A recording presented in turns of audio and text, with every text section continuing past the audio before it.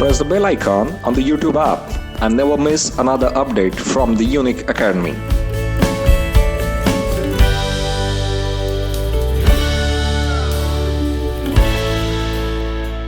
आजच्या कार्यक्रमाचे प्रास्ताविक करण्यासाठी मी तुकाराम जाधव सरांना आमंत्रित करतो.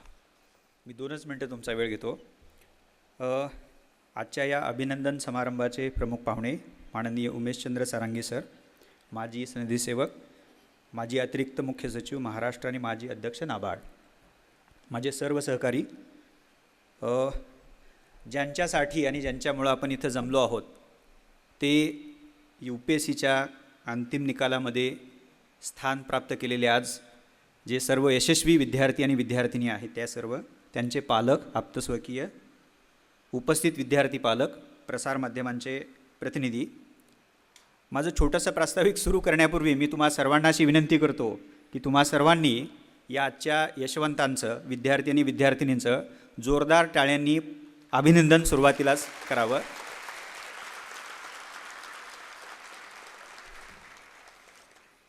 खरं तर युनिकनं 2006 पासून म्हणजे औपचारिक स्थापना झाल्यापासूनच दरवर्षी अशा प्रकारचा हा जो अभिनंदन सोहळा आहे तर तो आयोजित करण्यास सुरुवात केली. अनेक वेळेला असा प्रश्न कदाचित पडू शकतो की परीक्षा तीच आहे, अंतिम निकाल साधारणतः एप्रिल-मेमध्ये लागतो, त्या दरवर्षीप्रमाणे काही विद्यार्थी यशस्वी होतात, तर अशा प्रकारचा सत्कार समारंभ किंवा अभिनंदन सोहळा दरवर्षी आयोजित करण्याची गरज आहे का? तर मला असं वाटतं की त्या बाबतीमध्ये 3-4 गोष्टी तुमच्यासमोर मांडणं महत्त्वाचं ठरतं. पहिली जी महत्त्वाची गोष्ट आहे त्यातली, UPSC ही एक अत्यंत डायनॅमिक, गतिशील अशा प्रकारची दरवर्षी वेगवेगळ्या प्रकारचे बदल अंगीकारणारी परीक्षा म्हणून ओळखली जाते. सो अशा दरवर्षी बदलणाऱ्या परीक्षेमध्ये हे विद्यार्थी नेमक्या पद्धतीनं कसं ॲप्रोच करतात या परीक्षेला, कुठल्या प्रकारची स्ट्रॅटेजी ते वापरतात, सगळी आव्हानं, त्यातले बदल स्वीकारून आपल्या पद्धतीमध्ये कुठल्या प्रकारचे सुसंगत बदल ते करतात, हे जर का जाणून घ्यायचं असेल तर आपल्याला दरवर्षी यशस्वी विद्यार्थ्यांचा अनुभव कथनाचा कार्यक्रम हा आयोजित करावा लागतो. आणि त्यामध्ये त्यांनी 2 वर्ष असतील, 3 वर्ष असतील, काही विद्यार्थ्यांना थोडासा जास्त काळ लागतो.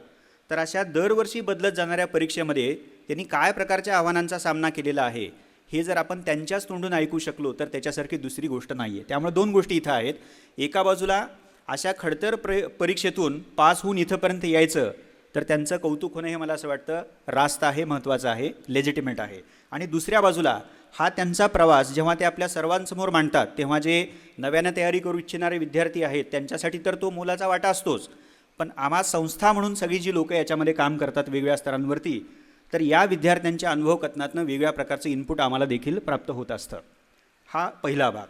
दुसरा जो भाग महत्त्वाचा आहे, भारत सरांनी उल्लेख केला सरांची ओळख करून देत असताना की हा थोडासा एक छोटासा स्वार्थच म्हणायला काय हरकत नाही संस्था म्हणून. तो काय असतो तर या विद्यार्थ्यांचा अभिनंदन सत्कार ज्या सनदी अधिकाऱ्यांच्या हस्ते केला जातो तर ते सनदी अधिकारी केवळ ज्येष्ठच असतात असे नव्हे, तर त्या क्षेत्रामध्ये ज्या कुठल्या डिपार्टमेंटमध्ये त्यांनी काम केलेलं आहे, निरनिराळ्या विभागामध्ये त्यांनी जे काम केलेलं आहे तर त्यात त्यांनी ठसा उमटवलेला असतो त्यांच्या कामगिरींच्या माध्यमातून. मला आठवतं आहे की सारंगी सरांचं नाव तरुणांना कसं माहिती आहे, तरुणींना कसं माहिती आहे, तर त्यांनी डिझास्टर मॅनेजमेंटच्या बाबतीमध्ये जे काम केलेलं आहे त्या माध्यमातून ते माहिती आहे. भारत सरांनी उल्लेख केला म्हणजे नाशिकचा डेव्हलपमेंटल प्लॅन. सो वेगवेगळ्या माध्यमातून हे अधिकारी ज्या प्रकारचं कॉन्ट्रीब्युशन या सेवेला देतात, समाजाला देतात, तर मला असं वाटतं की तो ठेवा तुम्हा सर्वांसमोर जे आज तुम्ही निवडलेले भावी अधिकारी आहात, म्हणजे अधिकारीच आहात, भावी मी मुद्दा म्हणून म्हणतोय, या अधिकाऱ्यांना हा ठेवा, हे इनपुट अत्यंत महत्त्वाचं असतं मला वाटतं. यात अजून एक गोष्ट मला ॲड करावीशी वाटते. हे खरं तर सगळ्यांनाच माहिती आहे तरी देखील मी त्याची उजळणी करतो. समाज बदलतो आहे, प्रशासन बदलतं आहे आणि प्रशासनासमोरची संकटं, आव्हानं, चॅलेंजेस ही दर दिवशी बदलतात.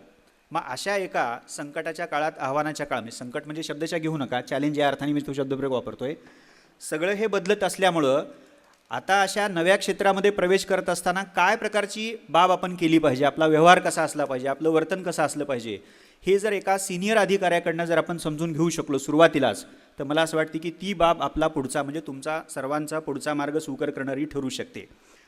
सो हा एक छोटासा भाग रोल मॉडेलच्या माध्यमातून, ज्येष्ठ संधी अधिकाऱ्याच्या मार्गदर्शनाच्या माध्यमातून आपण तुमच्यासमोर ठेवण्याचा प्रयत्न करतो आहे. आणि शेवटची बाब त्यातली की संस्था म्हणून ही हा 1 वर्ष कालावधी झाल्यानंतरचा जो एक टप्पा येतो, म्हणजे पूर्व परीक्षा झाली, मुख्य परीक्षा झाली, मुलाखत झाली, या सबंध वर्षभराच्या काळामध्ये क्लासरूम टीचिंग असेल, टेस्ट सिरीज असतील, ऑफलाईन ऑनलाईन असतील, मॉक इंटरव्ह्यूसाठी वेगवेगळ्या प्रकारचे उपक्रम आपण करतो, वेगवेगळ्या ज्येष्ठांना आपण बोलवत असतो.